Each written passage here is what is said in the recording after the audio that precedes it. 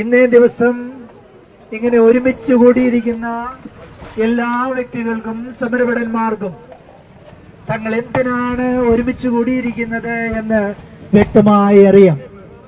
എന്നാൽ എന്നെ കേട്ടുകൊണ്ടിരിക്കുന്നവർക്കും എന്നെ മാധ്യമങ്ങളിലൂടെ മറ്റ് മീഡിയകളിലൂടെ കേട്ടുകൊണ്ടിരിക്കുന്ന ശ്രവിച്ചുകൊണ്ടിരിക്കുന്ന കൽപ്പറ്റ പട്ടണം വിട്ടിട്ടുള്ള അനേക സ്ഥലങ്ങളിലിരിക്കുന്നവർക്ക് ഒരുപക്ഷെ ഇത്തരം ഒരു ഉപവാസ സമരത്തിന്റെ പ്രസക്തി എന്താണ് എന്ന് മനസ്സിലാകുകയില്ല.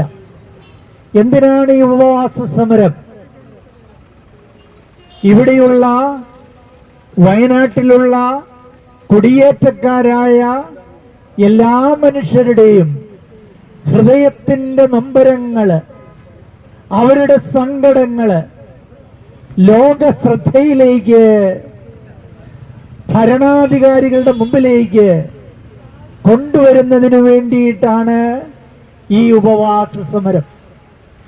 ഇതിന് മാനന്തവാടി രൂപതയും സമാന ചിന്താഗതിയുള്ള ക്രൈസ്തവരായിട്ടുള്ള മാനന്തവാടി വയനാട് പ്രദേശത്തുള്ളവരും അവർ മാത്രമല്ല, കുടിയേറ്റക്കാരായി ഭാരതപ്പുഴയ്ക്ക് ഇപ്പുറത്തേക്ക് കടന്നു വന്ന തലശ്ശേരി താമരശ്ശേരി രൂപതാംഗങ്ങളും എല്ലാവരും ഈ കൊടിക്കീഴിൽ അണിചേർന്നുകൊണ്ട് ഇന്നൊരു ദിവസം മുഴുവനും ഈ കൽപ്പറ്റ പട്ടണത്തിൽ ശബ്ദമില്ലാത്തവരുടെ ശബ്ദമായി തീരുവാനായുള്ള ഒരു ശ്രമം നടന്നുകൊണ്ടിരിക്കുകയാണ്.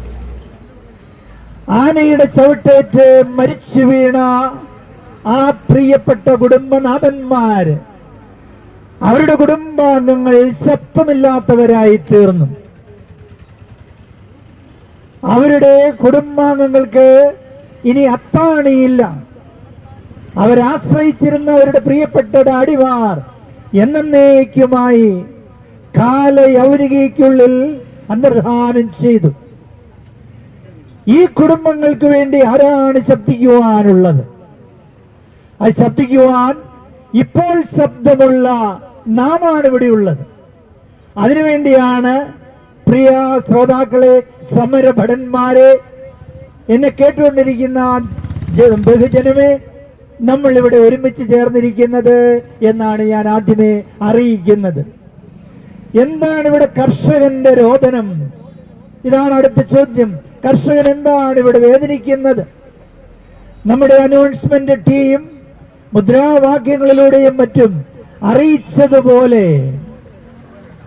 അത്താഴമൊരുക്കിയ അമ്മ, പിറ്റേ ദിവസം ഉണ്ടാകുമോ എന്നുറപ്പില്ലാത്ത മക്കൾ, വീടിനു വേണ്ടി എന്തെങ്കിലും അധ്വാനിച്ചു കൊണ്ടുവരുന്ന അപ്പച്ചൻ, ഈ സായാഹ്നത്തിൽ ഈ സന്ധ്യയിൽ അപ്പച്ചനെ ഒന്നുകൂടി കാണുവാൻ കിട്ടുമോ എന്നുറപ്പില്ലാത്ത കുടുംബം. എന്തൊരവസ്ഥയാണ് നമ്മുടെ നാടിൻ്റേത്. നാട് പുരോഗമിച്ചുകൊണ്ടിരിക്കുന്നു എന്ന് നമ്മൾ പറയും, ഭാരതം പുരോഗമിച്ചുകൊണ്ടിരിക്കുന്നു എന്ന് നമ്മൾ പറയും, നമ്മൾ വലിയ ബഹിരാകാശ കണ്ടുപിടുത്തങ്ങളിലേക്ക് സംഭാവന ചെയ്തുകൊണ്ടിരിക്കുന്നു എന്ന് പറഞ്ഞുകൊണ്ട് അവാർഡുകൾ നേടിയെടുക്കുന്നു. പക്ഷേ ഭാരത പൗരൻ എവിടെ നിൽക്കുന്നു? അഗാധമായ ഭയത്തിൽ കഴിയുന്നു എന്നുള്ളത് ഭാരത ജനതയുടെ മുഴുവന്റെയും നമ്പരമാണ്. ഭാരത കർഷകന്റെ നമ്പരമാണ്. കുടിയേറ്റ ജനതയുടെ നമ്പരമാണ്. വയനാടിന്റെ ജനതയുടെ നമ്പരമാണ്. വയനാട് പണ്ടതിനൊരു നല്ല പേരുണ്ടായിരുന്നു, വയൽ നാടെന്ന്. ഇവിടെ മനോഹരമായ വയൽപ്പാടങ്ങൾ ഉണ്ടായിരുന്നു. അതിനാൽ വയൽ നാടാണ് കാലക്രമത്തിൽ വയനാടായി മാറിയത് എന്ന് നമുക്കറിയാം. അത് കാലപ്രവാഹത്തിൽ വന്ന് മാറ്റും. ഇന്ന് ഈ വയൽനാട്, ഈ വയനാട് ഇനി വനനാടായി എണ്ണപ്പെടാനായിട്ട് ഇനി എന്തുമാത്രം സമയമുണ്ട് എന്ന് മാത്രം കണക്കുകൂട്ടിയാൽ മതി എന്ന് എന്നെ പോലെയുള്ള ഒരാൾ ചിന്തിക്കുകയാണെങ്കിൽ അതിനെന്തെങ്കിലും തെറ്റുണ്ട് എന്ന് പറയാൻ കഴിയുമെന്ന് തോന്നുന്നില്ല. കാരണം അങ്ങനെയാണ് കാര്യങ്ങൾ പോയിക്കൊണ്ടിരിക്കുന്നത്. അതിനാൽ പ്രിയമുള്ളവരെ, നമ്മൾ എന്തിനാണ് ഇവിടെ ഒരുമിച്ച് കൂടിയിരിക്കുന്നത് എന്നതിനെ കുറിച്ച് വ്യക്തമായ കാഴ്ചപ്പാട് നമുക്കുണ്ടാകണം. വയനാട്ടിലേക്ക് കുടിയേറിയവരുടേത് കുടിയേറ്റക്കാരുടെ മൊത്തമായിട്ടുള്ള നൊമ്പരങ്ങൾ, കുടിയേറ്റ കർഷകന്റെ നെടുവീർപ്പുകൾ ഭരണ കേന്ദ്രങ്ങളിൽ ഇരിക്കുന്നവരുടെ ശ്രദ്ധയിലേക്ക് കൊണ്ടുവന്ന് നിയമനിർമ്മാതാക്കളുടെ പരിചിന്തനത്തിന് കൊണ്ടുവന്നുകൊണ്ട് ഇവിടെ ജീവിക്കുന്ന ഈ മനുഷ്യരുടെ നൊമ്പരങ്ങൾ മാറ്റിക്കൊണ്ട് ഇവരും ഭാരത പൗരന്മാരാണെന്നും ഭാരതത്തിലെ എല്ലാ പൗരന്മാരും അനുഭവിക്കുന്ന എല്ലാവിധ സുസ്ഥിതിയിലേക്കും ഇവർക്കും വളർന്നു വരുവാനുള്ള സാഹചര്യം ഒരുക്കിക്കൊടുക്കണം എന്ന് ഇത്തരത്തിൽ ഉന്നത സ്ഥാനീയരായിരിക്കുന്നവരുടെ മുമ്പിൽ വിളിച്ചോതുന്ന ഒരു സുന്ദര ദിനമാണ് 2024 ഫെബ്രുവരി 22-ാം തീയതി ഈ കൽപ്പറ്റയിൽ നടക്കുന്ന ഈ ഉപവാസ സമരവും സായാഹ്നത്തിൽ നടക്കാൻ പോകുന്ന പ്രതിഷേധ റാലിയും. ഈ വലിയ ലക്ഷ്യത്തിലേക്ക് ഒരുമിച്ച് കൂടിയിരിക്കുന്ന ഇന്ന് ത്യാഗപൂർവം ഈ ഉപവാസവേദിയിൽ ഇരിക്കുവാനായി ത്യാഗം ചെയ്തുകൊണ്ട് ഭക്ഷണം കഴിക്കാതെ തങ്ങളുടെ നൊമ്പരങ്ങൾ വിളിച്ചു പറയാനായി നൊമ്പരപ്പെടുന്നവരുടെ പ്രതീകങ്ങളായി പ്രതിനിധികളായി ഇവിടെ അണിചേർന്നിരിക്കുന്ന നിങ്ങളെ എല്ലാവരെയും ഓർത്ത് ഞാൻ അഭിമാനിക്കുന്നു. നിങ്ങളെ എല്ലാവരെയും ഞാൻ സ്നേഹത്തോടെ സ്വാഗതം ചെയ്തുകൊള്ളുകയും ചെയ്യുന്നു. സ്നേഹമുള്ളവരെ, ഒരു ചിന്ത കൂടി പങ്കുവെച്ചുകൊള്ളട്ടെ. ചിലരെ വളരെ ലാഘബുദ്ധിയോടുകൂടി കർഷകരുന്നയിക്കുന്ന വിഷയങ്ങളെ കൈകാര്യം ചെയ്യുന്നത് കാണുമ്പോൾ ഇത്തരത്തിൽ വിലയിരുത്തുന്നവരുടെ ചിന്താ പാപ്പരത്വം എത്ര വലുതാണ് എന്ന് ചിന്തിക്കേണ്ടി വരും. ഒരു ഉദാഹരണം നിങ്ങൾ കേൾക്കൂ, വാക്കുകളിലൂടെ ഒന്ന് കടന്നുപോകൂ. വന്യമൃഗങ്ങൾ വയന അതിർത്തിയിലുള്ള വീടുകളിലുള്ള വളർത്തുമൃഗങ്ങളെ കൊല്ലുന്നു. അവരുടെ അന്നു വേണ്ടുന്ന അപ്പത്തിന്റെ ഉടമകളായിട്ടുള്ള അല്ലെങ്കിൽ അതിനുള്ള വഴിയായിട്ടുള്ള അത്താണിയായിട്ടുള്ള വളർത്തുമൃഗങ്ങൾ ഇങ്ങനെ ചത്തുവീഴുന്നത് കണ്ടുകൊണ്ട് നെടുവീർപ്പിട്ടുകൊണ്ട് അധികാരികളെ സമീപിക്കുമ്പോൾ വനാതിർത്തികളുടെ സമീപത്തുള്ളവര് വളർത്തുമൃഗങ്ങളെ കുറച്ചു വളർത്തിയാൽ മതി എന്ന് ഉപദേശം തന്നുവിട്ടാൽ അതെങ്ങനെയിരിക്കും? ഇത് ചിന്താ പാപ്പരത്വമാണോ? മനുഷ്യ പ്രശ്നങ്ങളുടെ ഉത്തരമാണോ? നമ്മളാണ് ഇതിനു വേണ്ടി ശബ്ദിക്കേണ്ടത് എന്നെനിക്ക് തോന്നുകയാണ്. ഇനി കുറച്ചുകൂടി അപ്പുറത്തേക്ക് കടന്നു വെച്ചാൽ നമ്മുടെ വിളഭൂമികൾ മുഴുവനും ആനയെപ്പോലുള്ള വന്യമൃഗങ്ങൾ വന്ന് ചവിട്ടി മെതിക്കുമ്പോൾ അവരുടെ വിഹാര രംഗങ്ങളായി നമ്മുടെ നെൽപ്പാടങ്ങളും കരിമ്പിൻ തോട്ടങ്ങളും വാഴത്തോട്ടങ്ങളും മാറിക്കഴിയുമ്പോൾ കൃഷി കുറച്ച് ചെയ്താൽ മതി എന്ന് ഉപദേശം തന്നാൽ അതെന്തൊരു ചിന്താപാപ്പരത്വമാണ് എന്ന് നിങ്ങൾക്ക് വിലയിരുത്താൻ കഴിയും. ഇവിടെ ഇരിക്കുന്ന, ഇവിടെ എന്നെ കേട്ടുകൊണ്ടിരിക്കുന്ന, ഇവിടെ ജീവിക്കുന്ന സാധാരണ കർഷകർക്ക് ഇതിന് വലിയ പാണ്ഡിത്യമൊന്നും വേണ്ട ഇവ വിലയിരുത്തുവാനായി. സാധാരണ കർഷകന്റെ അവന്റെ നൊമ്പരങ്ങൾ അറിയാവുന്നവർക്ക് ഇത് വിലയിരുത്തുവാനുള്ള കഴിവുണ്ട്, ബുദ്ധിശക്തിയുണ്ട് എന്ന് നമ്മൾ തിരിച്ചറിയണം.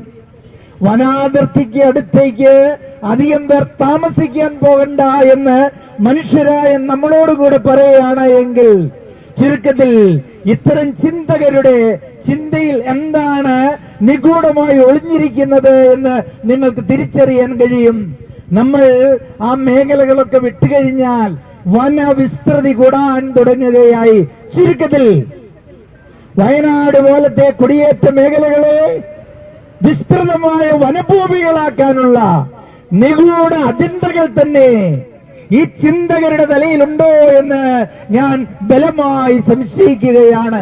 എങ്കിൽ നാമാണ് സടകുടഞ്ഞെഴുന്നേൽക്കേണ്ടവർ. നഷ്ടപ്പെടുന്നത് നമുക്കാണ്, ഇവിടെ ജീവിക്കുന്ന മനുഷ്യർക്കാണ്. ഈ മനുഷ്യർക്ക് വേണ്ടി ശബ്ദമാകാനാണ് നാം എല്ലാവരും ഇവിടെ ഒരുമിച്ച് ചേരുന്നത്. ഇന്നത്തെ ദിവസത്തെ നമ്മുടെ എല്ലാ ചിന്തകളും, നമ്മുടെ എല്ലാ പ്രയത്നങ്ങളും, നമ്മുടെ എല്ലാ പ്രാർത്ഥനകളും ഈ ധാർമ്മികത മാറ്റിയെഴുതാൻ, പുത്തൻ ധാർമ്മികതയുണ്ടായി ഭാരത പൗരന്മാർക്ക്, എല്ലാ കൃഷിക്കാർക്കും, ജീവനുള്ള വഴി കാണിച്ചു കൊടുക്കണം, അവർക്ക് സുരക്ഷ ഉറപ്പുവരുത്തണമെന്ന് വിളിച്ചോതുവാനായി നമ്മളിവിടെ ഉപവാസം അനുഷ്ഠിക്കുകയാണ്. പ്രിയമുള്ളവരെ, അങ്ങനെ നോക്കുമ്പോൾ നമ്മുടെ മുമ്പിൽ വളരെ സുവിദിതമായ ലക്ഷ്യമുണ്ട്. വ്യക്തതയില്ലാതെ നമ്മൾ സംസാരിക്കുന്നുവോ എന്ന് ഞാൻ പലപ്പോഴും ചാനലുകളെ ശ്രദ്ധിച്ചിട്ടുണ്ട്. ചാനൽ ചർച്ചയിലിരിക്കുന്നവര് ചിലര് എന്തെങ്കിലും ആവേശത്തോടെയൊക്കെ പറഞ്ഞു കഴിഞ്ഞാല് ഉടനെ അതിന് കമന്റ് വരും. ആ കമന്റ് എന്താണെന്നറിയുമോ? വികാര നിർഭരമായ പ്രത്യുത്തരം. സോറി ടു സേ, ഇങ്ങനെയല്ല ഉത്തരം പറയേണ്ടത്. മനുഷ്യനെ സമഗ്രതയിൽ കാണുക. മനുഷ്യൻ ബുദ്ധിശക്തി മാത്രമല്ല, മനുഷ്യൻ വികാരവുമുള്ളവനാണ്. ബുദ്ധിയും വികാരവും ഒന്നു ചേർന്ന് ജീവിയാണ് മനുഷ്യൻ. അവന്റെ നൊമ്പരങ്ങൾ, അവന്റെ ബോധ്യങ്ങൾ അവതരിപ്പിക്കുമ്പോൾ വികാരങ്ങൾ വരും. അതിനാൽ എന്തെങ്കിലും പ്രതികരണത്തെ വികാരം എന്ന പേരും പറഞ്ഞുകൊണ്ട് തള്ളിക്കളയുവാനുള്ള നിഗൂഢ ശ്രമങ്ങളെ നമ്മളാണ് വലിച്ചെറിയേണ്ടത്. വികാരത്തോടുകൂടിയും പറയണം, അവധാനതയോടും കൂടിയും പറയണം, ശാസ്ത്രീയമായിട്ടും പറയണം. അങ്ങനെ പുത്തനാഭിമുഖ്യങ്ങൾ സൃഷ്ടിക്കാൻ പ്രിയമുള്ളവരെ, പണ്ഡിതോചിതമല്ലെങ്കിൽ തന്നെയും ശാസ്ത്രീയമല്ലെങ്കിൽ തന്നെയും നമുക്ക് കൈമുതലായിട്ടുള്ള അറിവുകൾ ഉപയോഗിച്ചുകൊണ്ട് നമ്മുടെ അവകാശങ്ങൾക്ക് വേണ്ടി നമ്മൾ പോരാടണം. അതിനാൽ പ്രിയമുള്ളവരെ, ഇന്നത്തെ നമ്മുടെ ഈ സംരംഭം, ഈ ഉപവാസ സമരം അതിശക്തമായ ഒരു സന്ദേശമായി കേരള ഭരണാധികാരികളെ മാത്രമല്ല, ഭാരത ഭരണാധികാരികളെയും ലോക മനസാക്ഷിയെയും ഉണർത്തട്ടെ എന്ന ആശംസയോടെ ഇവിടെ ഇരിക്കുന്ന സമരഭടന്മാർക്ക് എല്ലാവിധ ദൈവാനുഗ്രഹവും ഭാവുകങ്ങളും നേർന്നുകൊണ്ട് ഈ ഉപവാസ സമരം ഉദ്ഘാടനം ചെയ്യപ്പെട്ടതായി അറിയിച്ചുകൊള്ളുന്നു.